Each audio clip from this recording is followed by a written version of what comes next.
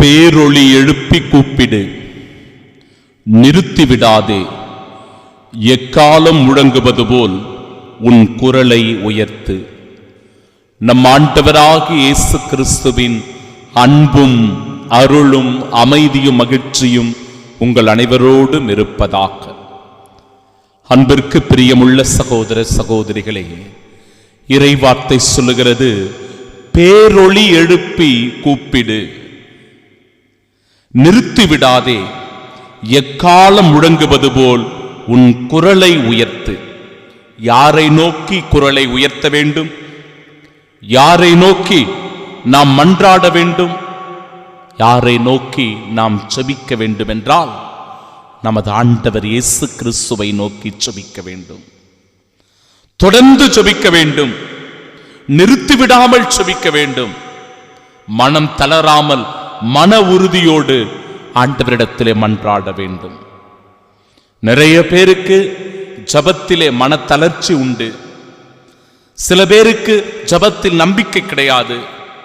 இன்னும் பல பேருக்கு செபித்தால் என்ன நடந்துவிடப் போகிறது என்கிற அசட்டுத்தனம் உண்டு. சகோதர சகோதரிகளே, குரல் எழுப்பி எக்காலம் முழங்குவது போல ஆண்டவரை நோக்கி நீ மன்றாடு என்று சொல்லுகிறது இறைவார்த்தை. ஏன் இந்த குரலை உயர்த்த வேண்டும்? எதற்காக எக்காலம் முழங்குவது போல நாம் ஆண்டவரை நோக்கி முழங்க வேண்டும் என்றால், நம் பாவங்களுக்காக, நம் தவறுகளுக்காக, நம் குற்றம் குறைகளுக்காக, நம் வேதனைகளுக்காக, நாம் படுகிற பாடுகளுக்காக ஆண்டவரை நோக்கி நாம் கதற வேண்டும். நிறுத்திவிடக்கூடாது. நம் அன்றாட வாழ்க்கையில் வருகின்ற சோதனைகளை குறித்து, துயரங்களை நினைத்து, வேதனைகளை குறித்து ஆண்டவரை நோக்கி நாம் மன்றாடுகிறவர்களாக இருக்க வேண்டும்.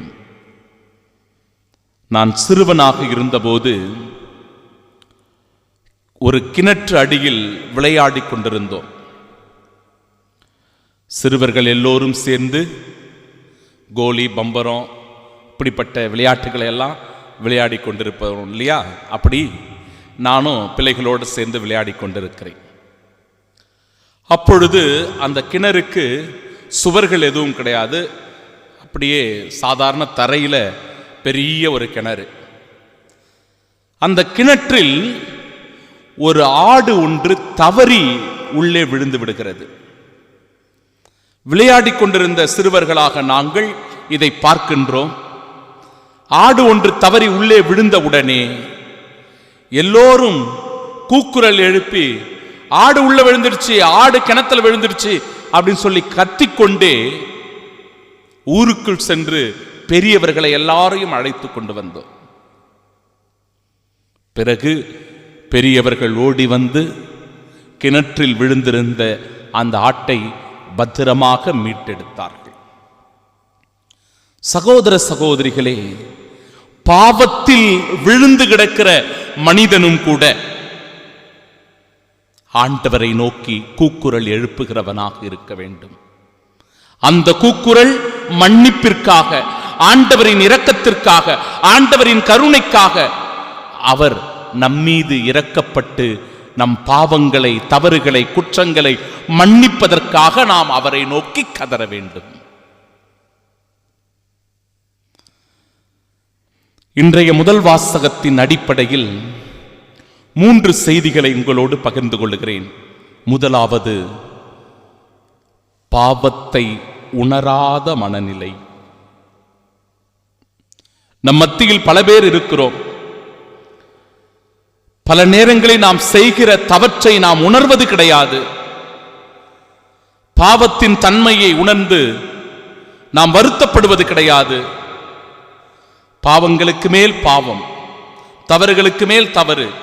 ஒவ்வொரு நாளும் நாம் அந்த பாவ சேற்றிலேயே விழுந்து கிடக்கிறோமே தவிர பாவத்தின் தன்மையை உணர்வதில்லை. பாவம் செய்வதை குறித்து மனவேதனையோ மன வருத்தமோ படுவதில்லை. இப்படிப்பட்ட மனநிலையில் இன்றைக்கு நிறைய பேர் இருக்கிறார்கள். அவர்கள் செய்வது பாவம் என்றே அவர்கள் உணர்வது கிடையாது. ஒரு பொய் பேசுவதோ, ஒரு பொருளை திருடுவதோ, தவறான கெட்ட வார்த்தைகளை பேசுவதோ, அடுத்தவருடைய மனதை நோகடிப்பதோ, தவறான உறவில் ஈடுபடுவதோ, சொத்துக்களை ஏமாற்றி பறிப்பதோ தவறு என்று உணராத மனநிலை. பெரியவர்களை சிறியவர்களை மதிக்காமல் கீழ்ப்படியாமல் நடந்து கொள்ளுகிற நிலை, நேரத்தை வீணடித்தாலும் அதை பொருட்படுத்தாத மனநிலை, ஞாயிற்றுக்கிழமை கடன் திருநாட்களில் திருப்பலிக்கு செல்லவில்லை என்றாலும் அதை பற்றி கவலைப்படாத மனநிலை, இப்படி நிறைய பாவங்களை தொடர்ந்து நாம் செய்து கொண்டே இருந்தாலும் கூட அந்த பாவத்தினுடைய தன்மையை நாம் உணர்வதில்லை. சகோதர சகோதரிகளே, இது மிகுந்த வேதனைக்குரிய செய்தி. பாவத்தின் தன்மையை உணராமல் இருப்பது. இரண்டாவது, நாம் பாவம் செய்கிறோம் என்று நமக்கு தெரியும், ஆனாலும் குரல் எழுப்பாத மனநிலை. அந்த ஆடு கிணற்றில் விழுவதை பார்த்து கொண்டிருந்த நாங்கள் ஒருவேளை ஆடு உள்ளே விழுந்து விட்டது என்று சொல்லி ஊர் மக்களிடத்தில் சொல்லவில்லை என்றால் யாருக்காவது தெரிஞ்சிருக்குமா? நாங்கள் ஓடிப்போய் குரல் எழுப்பி ஆடு தவறி உள்ளே விழுந்து விட்டது என்று சொல்லாமல் இருந்திருந்தால் அந்த ஆட்டை பற்றி கவலைப்பட்டிருப்பார்களா? அந்த ஆடு இறந்து போயிருக்கும் அல்லவா? அப்படிதான் பல பேருடைய மனநிலை கூட. பாவத்தை உணர்ந்திருப்பார்கள், தான் செய்வது தவறு என்று தெரியும், பிறருக்கு துரோகம் நினைப்பது, பிறரை கடுமையான வார்த்தைகளால் பேசுவது, கடும் கோபம் கொண்டிருப்பது தவறு, குற்றம், பாவம் என்று நன்றாக தெரியும், ஆனாலும் அதை பொருட்படுத்துவதில்லை, குரல் எழுப்புவது கிடையாது. ஆண்டவரை நோக்கி வராத மனநிலையை அதை குறிக்கிறது. ஆண்டவரை நோக்கி நாம வரமாட்டோம், அவருடைய இரக்கத்திற்காக, அவருடைய மன்னிப்பிற்காக வருவது கிடையாது. ஒரு பக்கம் பாவத்தையே உணராத மனநிலை, பாவத்தை உணர்ந்திருந்தும் கடவுளிடத்தில் வராத மனநிலை, இருமாப்பு.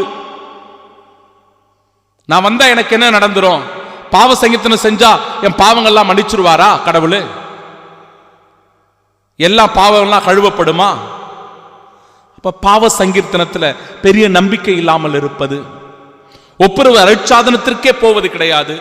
பாவம் செய்வது தெரிந்தும், பாவத்தில் இருப்பது தெரிந்தும், பாவ குழியில் விருந்திருப்பது தெரிந்தும் அந்த பாவத்தினுடைய தன்மையை உணர்ந்து ஆண்டவரை நோக்கி குரல் எழுப்பாத தருணங்கள், ஆண்டவரிடத்தில் அவருடைய இரக்கத்திற்காக மன்னிப்பிற்காக மன்றாடாத தருணங்கள் நம் வாழ்க்கையில் இருக்கும். யோசிச்சு பாருங்க.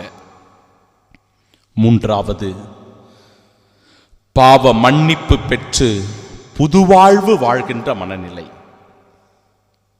செய்தது பாவம், தவறு, குற்றம் என்று தெரிந்தவுடனே அதற்காக மனம் வருந்தி ஆண்டவரிடத்தில் மன்னிப்பு கேட்டு அந்த பாவத்திற்கான பரிகாரத்தை தேடிக்கொள்வது, அந்த பாவத்திலிருந்து கழுவப்படுவது, அந்த பாவத்திலிருந்து விடுதலை பெறுவது. பல பேர் பாவம் செய்துவிட்டு குற்ற உணர்ச்சியிலேயே வாழ்ந்து கொண்டிருப்போம், அல்லது அந்த குற்ற உணர்வு கூட இல்லாமலேயே இருப்போம்.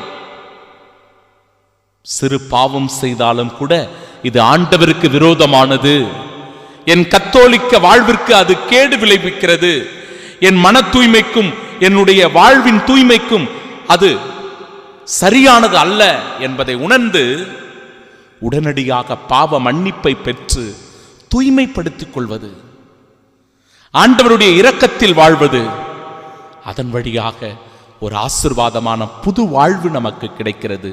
சகோதர சகோதரிகளே, இன்றைய நாளினுடைய முதல் வாசகத்தில் அழகாக இறைவார்த்தைகள் சொல்லப்படுகிறது. நாங்கள் உண்ணா நோன்பிருந்த பொழுது நீர் எங்களை நோக்காதது ஏன்?